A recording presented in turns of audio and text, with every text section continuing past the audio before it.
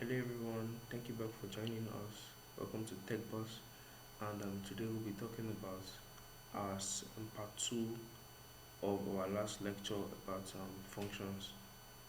Okay,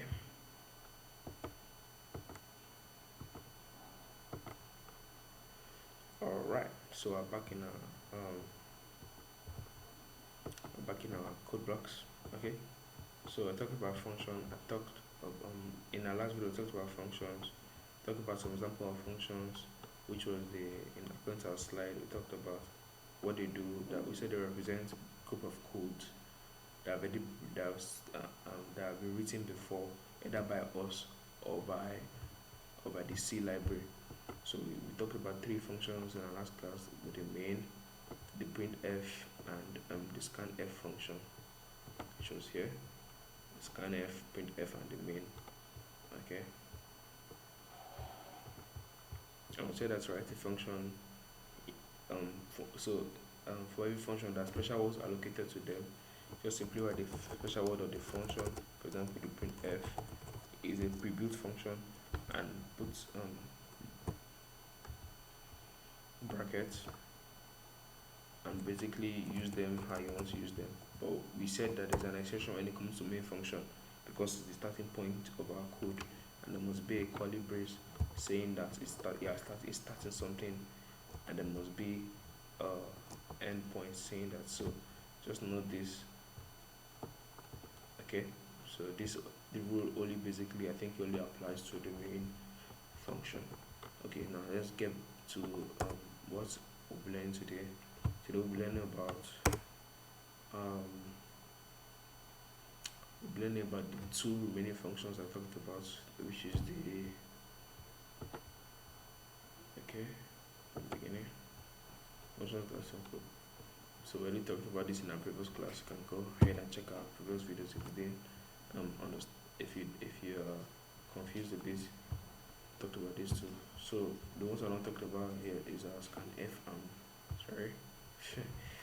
it's our scanf and printf function, which we'll look about now.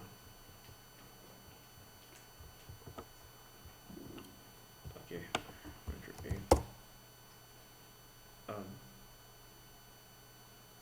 So the scanf function is a way of getting input from the user. Okay, but that's worry about that, what that means now. Today we just for now we're just looking at the printf function. Okay, so we'll start with, remember I said our code cannot start without adding the include stdio.h close bracket. Then we'll go with the our main function. Never forget it. You don't have to worry about what this int does. Try to neglect it. Main. And we said that for our main function, we must have a curly brace. Okay. Now we'll go to printf function. So what does the printf function do? The printf function simply prints out a message to the user. And to use the printf function, just print f, then put this quote here. Okay,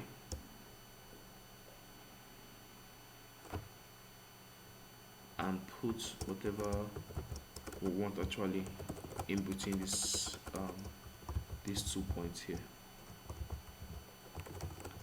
So you might be wondering, why do we have to put these 2 points?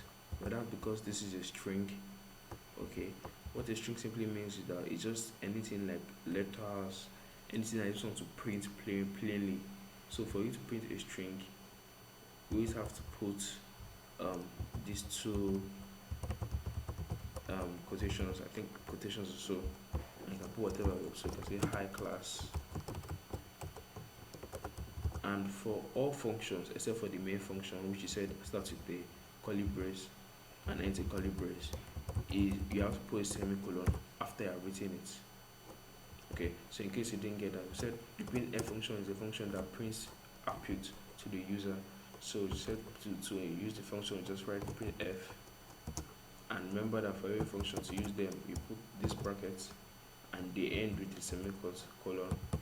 Now we want to print a message and to print plain messages in C, you have to use this quotation.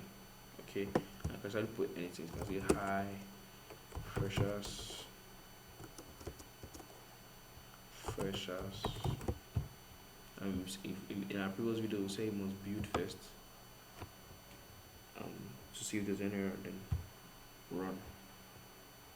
And it prints hi freshers here. So you can say put like hi fresh build. After you build, you run. And you see it comes out. So you may be wondering, why don't I don't think I've covered it in the previous videos. Why don't I just press the run button instead of this? Well, the problem is, if I press run button now, it shows me this, right? So imagine once I update this, just want to print high, and I run it again, it will show me this. That's because the code is not updated. But if I press this now, it will update the code. Then if I run this, it will show me high. Okay, so that's clear, right? So scanf function, we said, the function that helps us to print. So the first function we talked about is the main function, and we said a program cannot start with it, and we learned how to initiate it. We said it will be a main bracket open close, and we said the second function we talked about is the printf. We said is to help us print things to the dashboard or to the user, and that to initiate it like every other function except for the main function is to write the printf, put the brackets, then put the semicolon, then put whatever it is here. Don't forget, if you're typing, if you want to put letters or characters basically that cause strings, if you want to put strings to the user, you can just put it plainly like this. Okay, that only works if you're talking about int, but don't worry about that, we'll get to int soon. You have to put it in quotations, which shows that it's a string or a letter, and when you put this, it will run.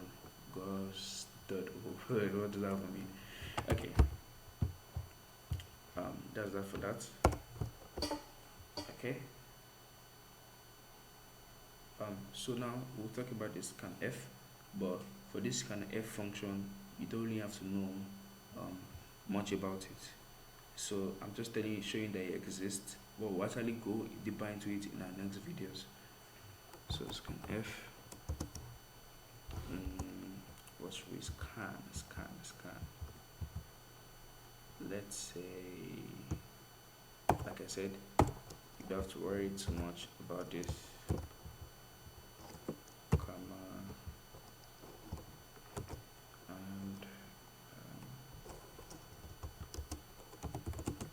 I'm just showing that it exists. Okay.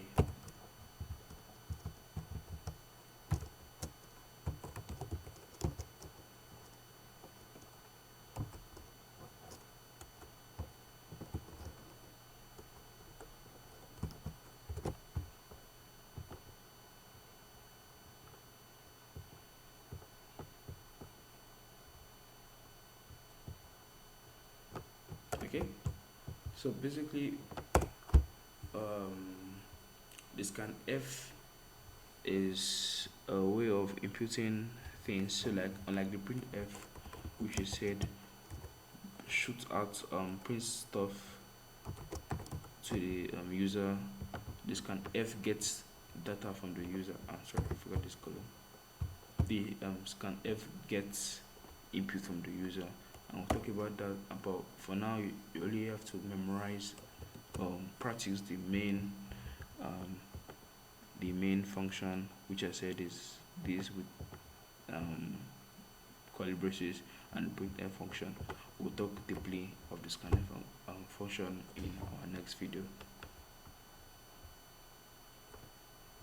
And we said the printf. I'm sorry, we'll talk before the printf function, and don't forget we said that it prints output to the user. Thank you, and don't forget, once again, do not forget to like and subscribe. If you like this content, please don't mind sharing it with your friends and your colleagues, your co-workers. Thank you, and see you in our next video.